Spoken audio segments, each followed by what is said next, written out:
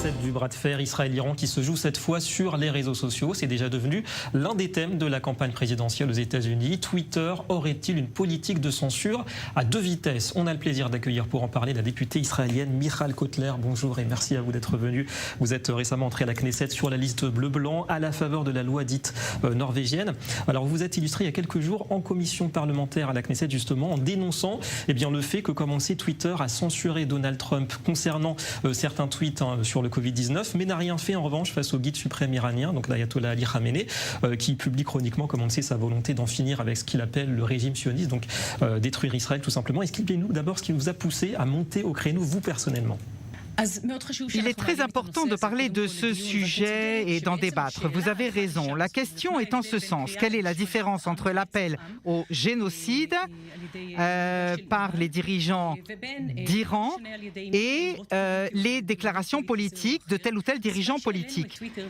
Si on a parlé de Twitter, et on en a parlé, c'est le résultat de l'antisémitisme, pas seulement sur les plateformes numériques, mais en dehors des plateformes numériques, qui va augmentant plus le coronavirus s'étend. L'antisémitisme s'étend en conséquence. La rencontre de l'ancien et le nouveau antisémitisme avec le virus Corona. Et lors du dernier week-end, il y a eu un tweet de Wiley, qui est très connu en Angleterre. Et ce tweet est resté très longtemps sur la plateforme pendant tout le week-end, pendant tout le Shabbat. Et des politiques connus qui s'y sont joints, moi y compris, pour essayer de faire un blackout, de faire taire tweet pendant 48 heures avec pour objectif, et c'est comme ça qu'on a commencé à en parler à la Knesset la semaine dernière, l'objectif c'était de mettre un drapeau rouge, plutôt un drapeau rouge que noir, sur ce phénomène. Phénomène qui est de dire qu'il n'est pas légitime d'avoir deux poids, deux mesures et qu'il n'y a pas de politique claire de Twitter face à l'antisémitisme. Comment définit l'antisémitisme, comment on le définit?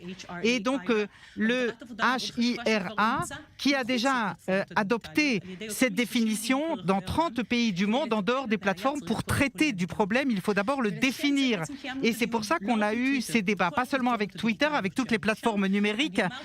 Et au-delà des demandes qu'ils acceptent la définition de HIRA pour définir le problème de l'antisémitisme, on a demandé une politique claire et qu'elle soit aussi accessible au public pour comprendre la définition de l'antisémitisme et ensuite qu'on applique cette définition de l'antisémitisme pour le définir. Donc, c'est très important. Comment est-il acceptable qu'un dirigeant appelle à l'assassinat d'un peuple et que ce ne soit pas retiré de la plateforme alors qu'un autre dirigeant parle de la situation politique dans tel ou tel pays et soit boycotté? Et donc, c'est un deux poids, deux mesures qui est inacceptable. Et aussi, ces doubles standards sont dans les définition de HIRA avec la délégitimation et la démonisation d'Israël. C'est donc la base de ces débats. Donc double standard que vous dénoncez, complaisance avec le leader iranien, intransigeance avec par exemple Donald Trump. Alors votre intervention quand même, elle a fait du bruit jusqu'aux États-Unis justement. Vous pensez qu'on touche ici justement l'un des grands défis peut-être des prochaines générations, des prochains mois immédiatement,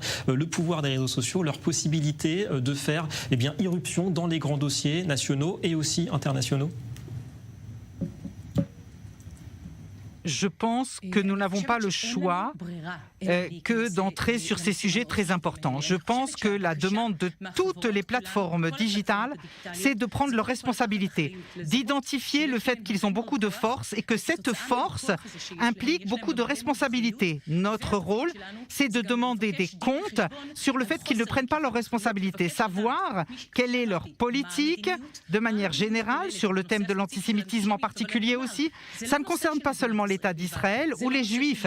Si on ne peut pas défendre certains groupes ou certains pays ou certaines religions, on ne peut protéger personne.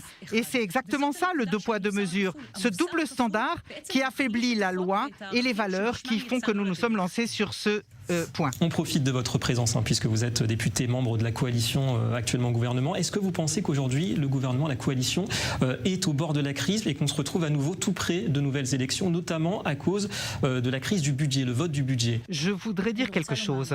Bleu et Blanc a payé un prix très lourd pour rentrer dans ce gouvernement. En rentrant dans ce gouvernement, il a payé le prix en se sentant responsable pour tous les citoyens d'Israël. Après 3 campagnes électorales et avec le coronavirus, la pandémie s'était déjà étendue avec ses conséquences économiques, médicales, psychologiques et pour tous les citoyens d'Israël. Il serait complètement irresponsable d'emmener tous les citoyens d'Israël avec 1 million de chômeurs, avec des gens qui n'ont pas à manger, qui ne savent pas ce qui sera demain. Ce serait totalement irresponsable de faire des élections. Et donc nous devons être responsables plus que jamais. Il ne peut pas y avoir d'élections en Israël. Voilà, le message est entendu. Merci beaucoup au député Michal Kotler d'avoir accepté notre invitation ce soir. Merci.